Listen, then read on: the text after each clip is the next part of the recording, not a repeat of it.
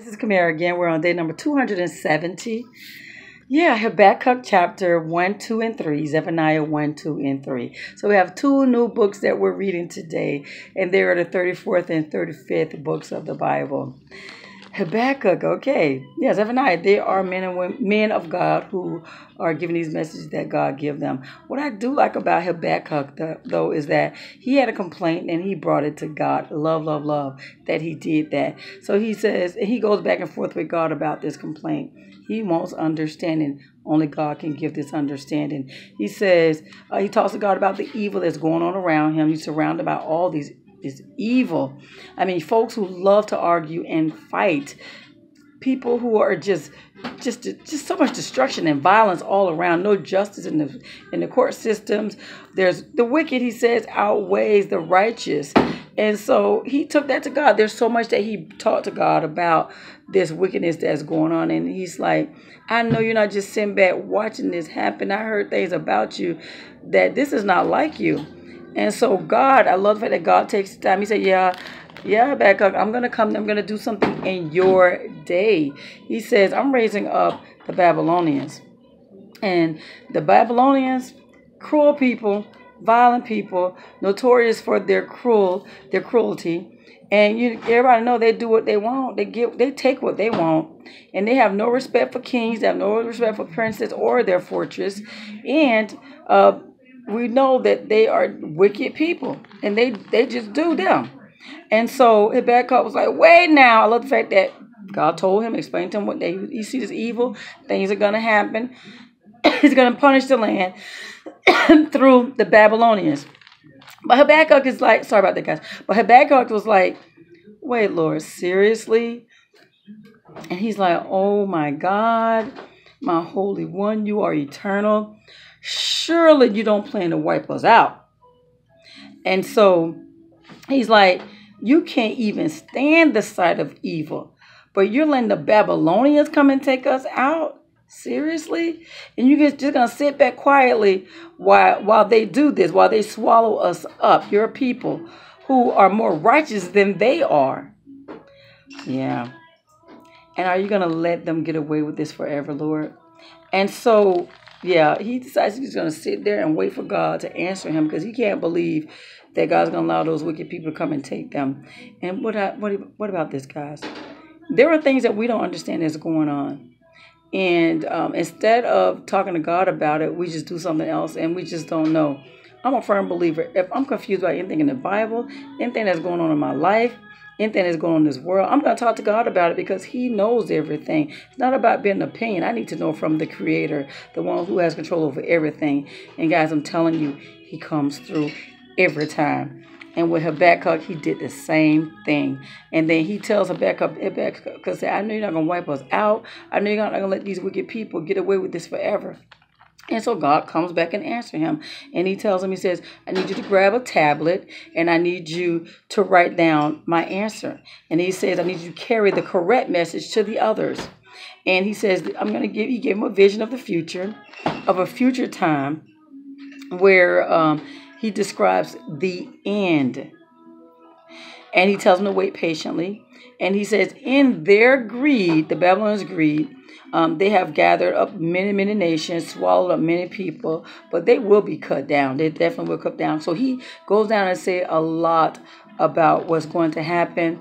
Of course, I'm not going to go over everything, but guys, read it. It's great. And so Habakkuk, of course, loved the fact that God answered him. And now he's going to go back and he's going to give God some praises. So he prayed to God and he says, I've heard all about you, Lord. I am filled with awe by your amazing works. But he tells us, help us in this time of trouble. Remember your mercy, Lord. And then he talks to God about everything he's heard about God, about how he treated the children of Israel, how he delivered them, everything. And so then he says, I'm going to wait patiently, Lord, until you bring this destruction. And I'm going to trust you because you are my strength. And he says that God will give me, make me sure-footed as a deer, where I'll be able to tread the heights.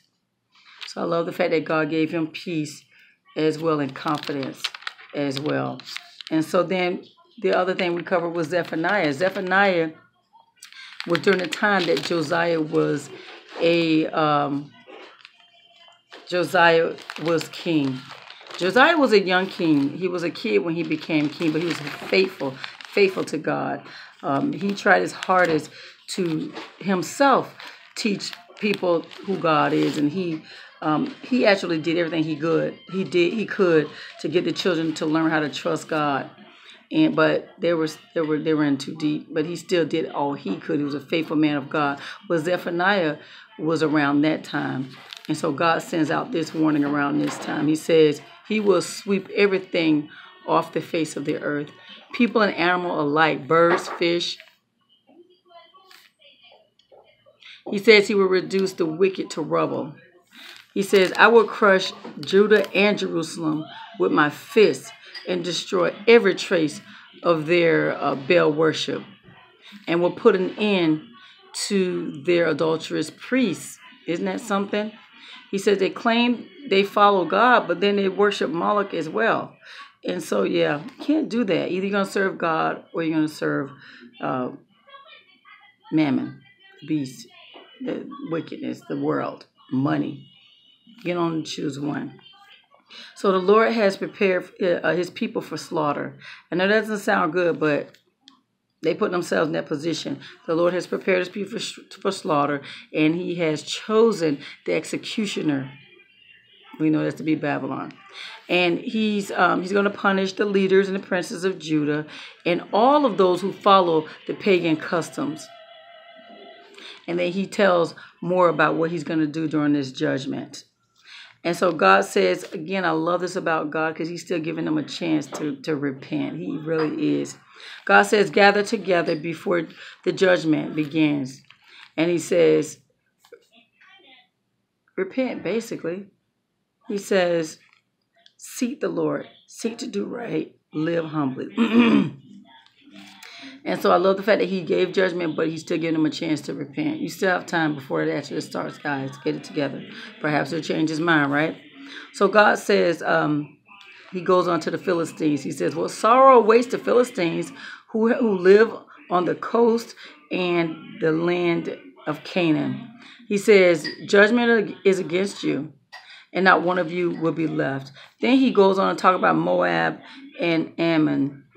He says they will be destroyed as completely as Sodom and Gomorrah. You know what's crazy about all of this is that God told the children of Israel when they first got the promised land to get rid of all of them. Get rid of all of them. They didn't. God told them they're going to be a thorn. They were. You're going to start doing what they do. They did, serving idols and worshiping idols. And they did, and this is where we are right now. Ethiopia, he said they're also going to be slaughtered. He says, so will the northern nations as well. Assyria, he says, your capital city, Nineveh, yep, that proud city, will become a pasture for flocks and other kinds of animals. And then he says, what goes right back to Jerusalem, what sorrow awaits a rebellious, populated Jerusalem, the city of violence and crime. It refuses the corrections of God and does not trust the Lord. And then he talks about all the corruption that's going on in Jerusalem. That's so sad. So he's angry. And the prophets, oh my Lord, he just goes through all of that, what they're doing, so all the bad stuff they're doing. And they look, this is the crazy part. They see all the destruction that's going on with all the other nations. And get this, they don't even learn from that. They still do their wickedness. That's the crazy part about it. God told Judah that you guys are worse than Israel because you guys saw the fall of Israel and you didn't learn from that. You did worse than they did. Isn't that something? And so, yeah.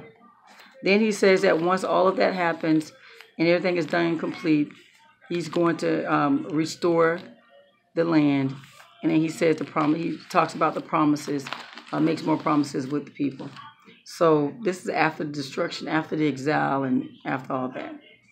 Yeah, guys, that's it, guys. There's a lot here. That was 2 different books that we read through, 2 different prophets who told us what God wanted us to know.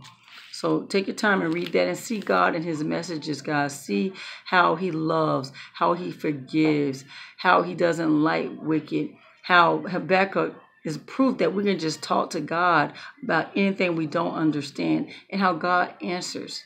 How merciful God is, guys. Talk to him and include him in your life. Talk to him when you're confused. There's a lot of chatter going around about this stuff. Seek him for direction when it comes to a relationship with God, about your life, about your spirit, all that stuff, guys. You're not feeling joy? Ask God for joy. He'll give it to you. You don't have peace? Ask God to give you peace. You need him to teach you how to be the person he wants you to be? Ask him. He'll help you. He'll help you forgive. He'll heal the hurt. All that stuff. So anyway, guys, there's so much.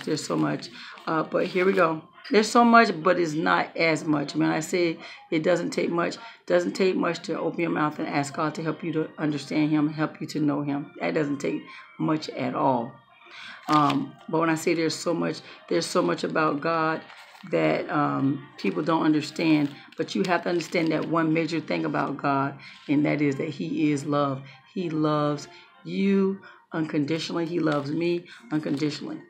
And he is a forgiving God, and he wants us to love each other. That's the main thing about God, right there, the essence of God. So there you have it, guys. That's day number 270. Habakkuk 1, 2, and 3.